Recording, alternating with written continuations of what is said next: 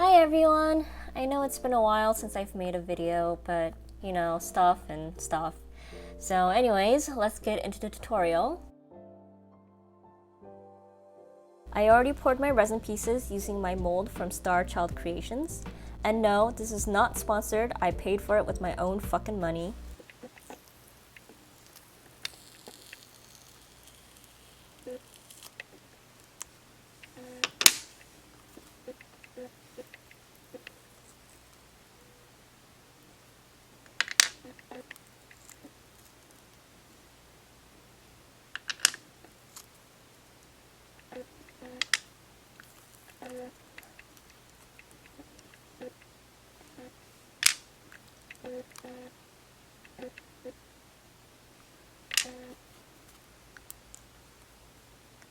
This ramen mold also has a marble insert mold. So after the shaker parts are demolded, I take a piece of acetate sheet and I use a fine tip sharpie to draw the outline of the shaker. Then I cut it out. To remove the sharpie markings, I'm using 100% acetone on a cotton pad to wipe it off. I make sure that the clear sheet is only about 2 millimeters thicker from the inner edge. These areas here are too thick, and so I trace and trim some more. Using my acetone cotton pad, I'm going to clean the surface. And if you prefer, you can use acrylic paint to decorate the surface too. I usually keep rubbing the acetone until the surface is no longer slippery. Fill in the shaker with all the glittery shit that you want. Using my UV resin, I'm going to carefully spread it onto the inner edge of my shaker, avoiding the outer edge. The reason why I'm avoiding the outer edge is because although epoxy resin is sturdy as fuck, UV resin, the cheap kind, will peel off of epoxy resin eventually with wear and tear. That's why it makes me paranoid that if the UV resin attaches to the outer edge, there might be a possibility of it leaking in the future. So when I do the final doming with epoxy resin, it'll seal in all the liquid and UV resin inside, even if the UV resin detaches. It'll still be inside, you know, if that makes sense. And I also know that there are some people who spill the doming onto the sides or sand the surface first for that extra seal, but I personally don't like to do those methods, so this is my alternative. Now attach the clear sheet on top carefully-ish. And also carefully-ish press it down. Make sure that the UV resin doesn't get pushed back so that it touches the edge like I fucking did here. It's not like completely on the edge, but it's way too close for my comfort zone. So I'm going to use a Q-tip dipped in acetone to kind of wipe it off. When that's done, cure it under the lamp for 3 minutes or whatever your instruction says. After that, avoiding this top entrance area, I'm going to put another thin line of UV resin over the edge of the acetate and the previous UV resin layer. Think of it as clamping the clear acetate sheet in between 2 layers of resin. Remember to avoid the edges. Unfortunately, I didn't. It spilled all over the edges. So I had to wipe it off with my acetone cotton pad and try again. But the UV resin spilled again, and again, and again, all over the fucking edge. So eventually, I did it in 1-inch sections at a time so I can quickly flash cure it under my lamp before it spilled over. I swear though, this has never ever happened to me before. I've never had this problem, but for some reason, whenever I film a video, Murphy's Law likes to fuck me in the ass. Now, after that ordeal is done, taking a sharp object, I peel back the sheet where the entrance is. By adding the second outline of the UV resin, it prevents the clear sheet from coming off all the way as you see here. Now it's time to fill my syringe with baby oil. I actually don't clean it after I use it, so in order to clear the syringe of anything that might have built up over time, I fill it up just a little bit first. And to fill it up, I hold the bottle in between my knees, I'm using my hand as a demonstration, and squeeze it so the liquid rises up.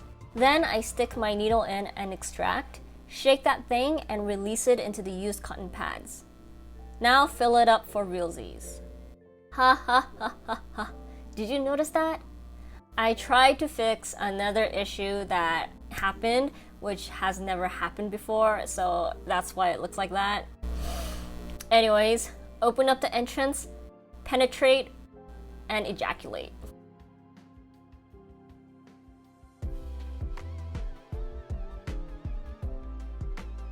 Unfortunately, I was short on oil, so I tried to refill my needle when, guess what?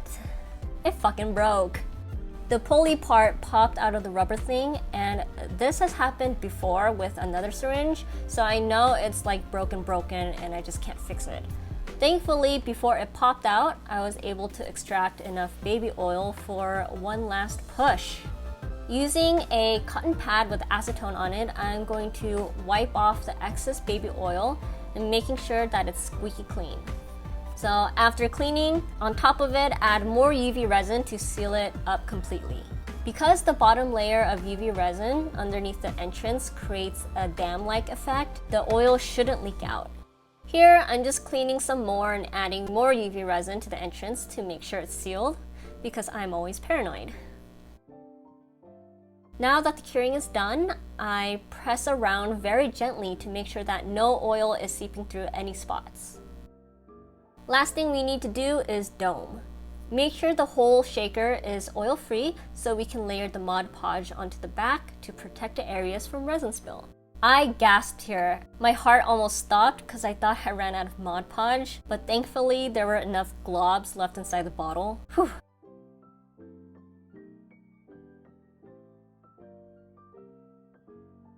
And I mentioned before that I don't like the resin spilling onto the sides, so I'm going to coat it with Mod Podge as well. Careful around the edges.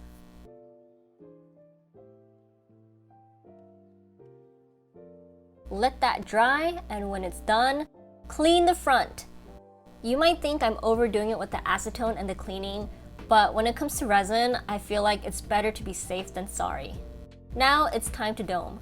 Get your epoxy resin mixed and ready, and carefully spread it onto the surface.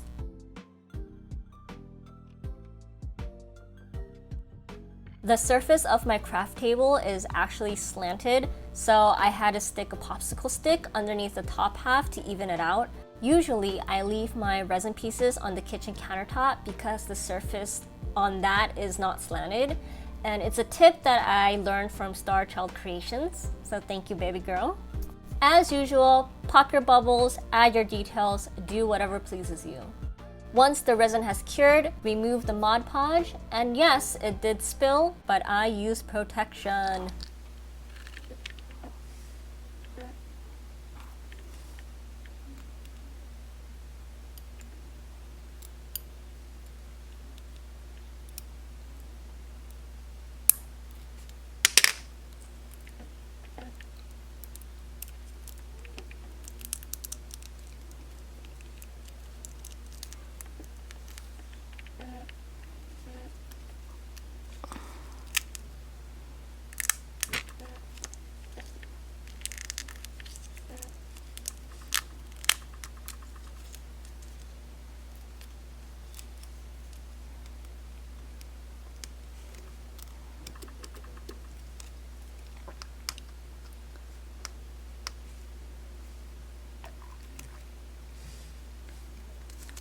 And there you have it.